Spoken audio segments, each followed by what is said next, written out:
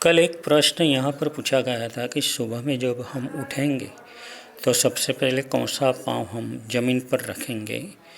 तो उसका जवाब है कि नाक के 2 छिद्र है, उसमें से जिसमें पवन बाहर निकलता और अंदर जाता हो वही पैर हमें ज़मीन पर पहले रखना है। और कभी कभी दोनों नासिके में से पवन आता हो तो दोनों पाँव हमें एक साथ में ज़मीन पर रखने का है, मगर ऐसा बहुत कम लोगों को और कम वक्त में होता है।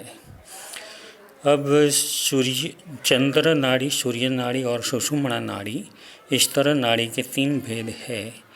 जो नाक के डाबी बाजू का छेद है उसे चंद्र नाड़ी कहते हैं, जिमनी बाजू का है उसे सूर्य नाड़ी कहते हैं, और दोनों नाड़ी जब चालू होती है उस वक्त उसे सुषुम्ना नाड़ी कहते हैं। सुषुम्ना नाड़ी के चलते व्यक्ति को धर्म की भावना का परिणाम चालू रहता है, ऐसा कहा जाता है, मगर ऐसे बहुत कम लोगों को और कम समय के लिए होता है। तो ये कल के प्रश्न का जवाब है। अब जब हम ये ज़मीन पर आ गए तो ज़मीन अशुद्ध होगी, हमारे वस्त्र भी अशुद्ध होंगे।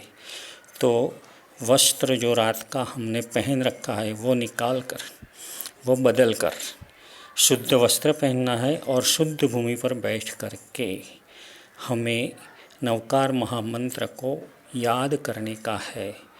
वो कितने नवकार मंत्र को हमें याद करना है वो आज का प्रश्न है। कल हमें इसका जवाब यही समय पर यहाँ पर मिल जाएगा। आप लोग सोच करके रखना।